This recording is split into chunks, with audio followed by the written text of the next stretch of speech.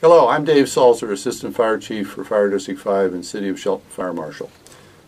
7 years ago, the Chief of Fire District 5 and the City of Shelton Fire Department had an informal conversation about the merits of expanding joint operations in the north end of the city.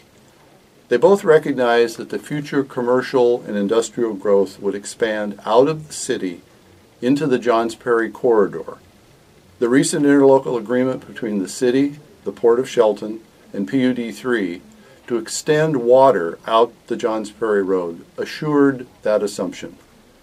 My recollection of that conversation was that two fire chiefs talking about how two departments that shared common interests, common borders, and challenges could provide better service by working together.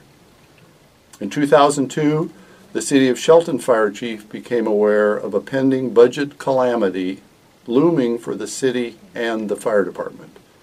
Those concerns were communicated to the city administration and elected officials. As the city's financial picture dimmed, conversations once again occurred between those two fire chiefs regarding combining resources. As those conversations continued, both departments' chief officers and elected officials agreed to solicit consultant services to evaluate the feasibility of some form of cooperative working relationship. A key recommendation of the consultant study was that the city and the district began a process that would culminate in the city annexing into Fire District 5 for fire protection. An accompanying recommendation was that the city contract with Fire District 5 for fire protection while the annexation process continued. If those negotiations appeared urgent, they were. Although there were some that felt this move was essentially bailing out the city, it was apparent in those early discussions that Fire District 5 was a year or two behind the city in facing the same financial challenges. The contract for services was signed, and the two organizations began the process of combining their operations. That operational consolidation was pretty straightforward. Two fire departments providing similar levels of service with similar staffing with similar equipment. That process continues to mature.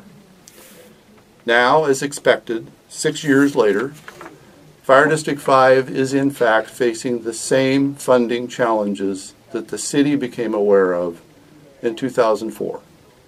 The only difference is that now the numbers are bigger. The ILA has been in effect for 22 months. During that time, all former Shelton firefighters have been Mason 5 employees. Equipment and repair and preventative maintenance has been centralized. Mason 5 has been staffing and operating the downtown Shelton Fire Station. 3 administrative positions were eliminated, and the savings was redirected to put more emergency responders on the street. A fire safety inspection program has been implemented in the city and Fire District 5. Firefighter training has been coordinated and expanded. Overtime expenses have been reduced. The fire service in Mason County receives operating funds 2 ways: taxes and fees for service. Taxes don't just occur automatically and immediately. The public gets the opportunity to approve or disapprove any tax measure. As I see it, our basic responsibility to our taxpayers is pretty simple: to spend wisely the funds we are given and to use those funds to provide the service that is expected of us.